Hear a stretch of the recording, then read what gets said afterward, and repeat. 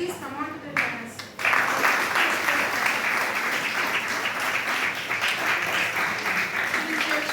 Secretary, District Level Services Authority Nellore. Please come on to the dance and occupy the chair. It is my pleasure to invite Registrar Dr. K. Sunita Garu. Please come on to the dais and occupy the chair. Now, I request Principal Professor C.H. Vijaya Garu to preside over the function. Thank you, K. Sunita Madam, Vikramsingapura University, and District Legal Services Authority Nellore, and faculty members and dear students and other members of Vikramsingapura University. Very good morning to you all. And వేదికను అలంకరించినటువంటి ఈరోజు ముఖ్య అతిథి కార్యక్రమం చేసినటువంటి ఎంతో busy షెడ్యూల్గా మన ఆహ్వానాన్ని మన్నించి వచ్చినటువంటి madam K Vani madam, judge గారు, అలాగే principal and president of the program professor Vijay గారు, సీనియర్ ఫ్యాకల్టీ మెంబర్స్ త్రివేణి గారు, members Vijaya and Sandeepa, non teaching staff, my dear students.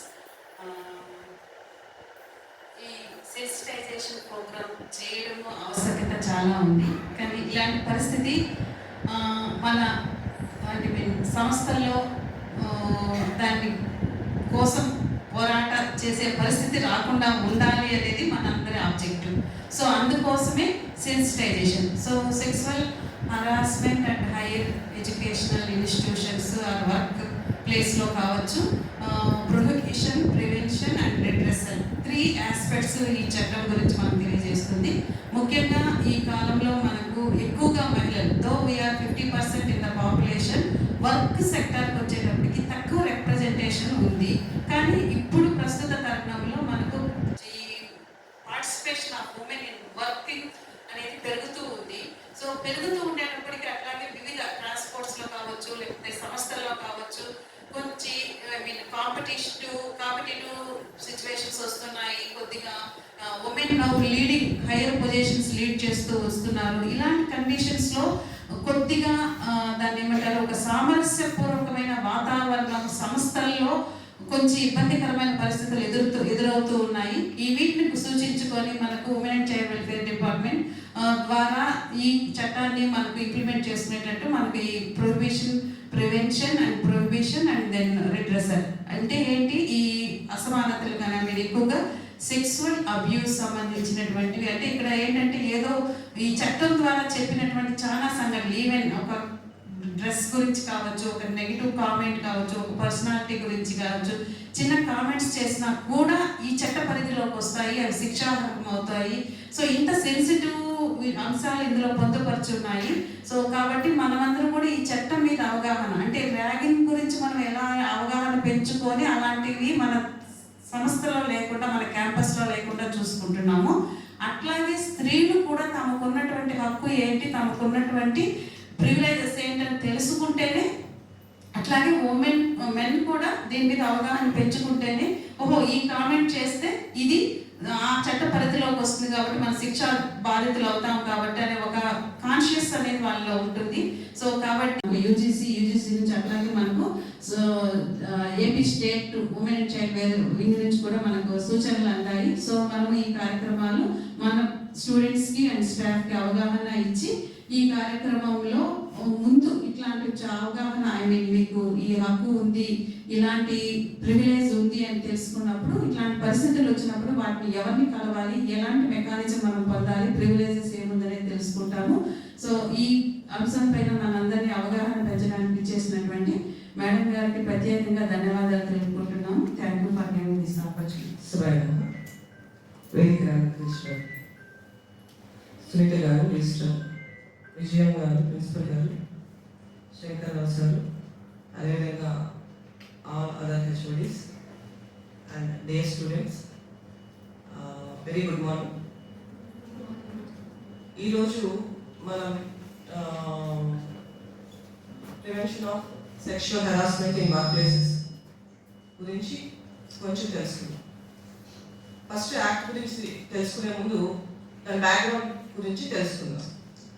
అసలు ఎందుకు వచ్చింది ఈ యాక్ట్ అనేది ఒకసారి మనం పరిశీలించినట్టయితే 1992లో రాజస్థాన్లో బన్వరీ దేవి అనే ఒక సామాజిక కార్యకర్త బాల్య వివాహాల మీద పోరాటం చేస్తూ ఉండేదన్నమాట.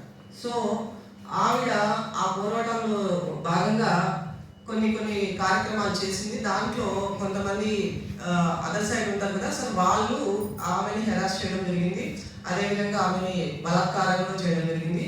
సో ఈ ఇష్యూలో అప్పుడు కేసెస్ కూడా జరిగాయి. ఈ ఇష్యూలో ఒక పిల్ అనేది మనకు సుప్రీంకోర్టు వారి వద్ద పడింది అనమాట.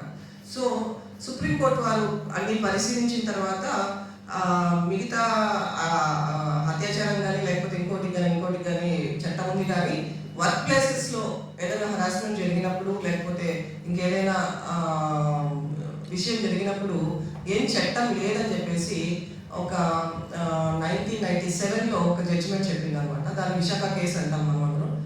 సో ఆ కేసులో కొన్ని గైడ్లైన్స్ ఇచ్చింది అనమాట. గైడ్లైన్స్ ఇస్తూ అదేవిధంగా ప్రభుత్వానికి కూడా డైరెక్షన్స్ ఇచ్చింది చట్టం చేయమని చెప్పేసి. సో దాంట్లో భాగంగానే మన అప్పటి సెంట్రల్ గవర్నమెంట్ 1997లో చెప్తే 2007లో ఈ యాక్ట్ అనేది ప్రతిపాదించారు అనమాట. సో దాంట్లోని చాలా విషయాలు పరిశీలించిన తర్వాత చాలా అమెండ్మెంట్స్ కూడా జరిగాయి.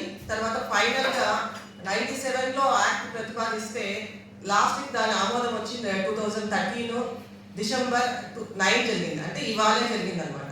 సో మనం మనం దాన్ని యాక్ట్ గురించి అమల్లోకి వచ్చింది 2013లో. కాబట్టి ఈరోజు మనము డిసెంబర్ 9th మనము ఇది యాక్ట్ గురించి వారోత్సవాలను చేసుకుంటూ స్టార్ట్ చేస్తున్నాం అనమాట. సో ఏంటనేది యాక్ట్లో ఒకసారి చూద్దాం. ఏంటి యాక్ట్ కిందికి వచ్చినట్టయితే ఈ యాక్ట్ అనేది ఏ రంగాలకు వర్తిస్తుంది అంటే ప్రభుత్వేతర ఏ సంస్థ అయినా కానీ ఈ యాక్ట్ అనేది దీనికి వర్తిస్తుంది అనమాట.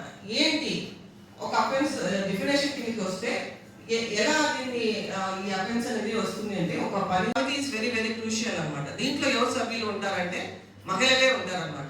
సో మహిళలు ఉన్నప్పుడు ఆ బాధితురాలు కానీ ఒకవేళ కంప్లైంట్ చేస్తే ఆ కంప్లైంట్ తీసుకోగలుగుతారు ఆ కమిటీకి. ఒకవేళ బాధితురాలు కంప్లైంట్ చేయకపోయినా కానీ ఆ కమిటీ తీసుకొని ఎవరైతే ఒకవేళ బాధితురాలు చనిపోయినా కానీ వాళ్ళ వారసులు కూడా కంప్లైంట్ చేయొచ్చు అనమాట ఆ కమిటీకి పవర్స్ ఉంటాయి అన్నమాట. సో ఆ కమిటీ ఏం చేస్తుందంటే ఒక హెడ్ ఉంటారు, 2 సభ్యులు ఉంటారు. ఈ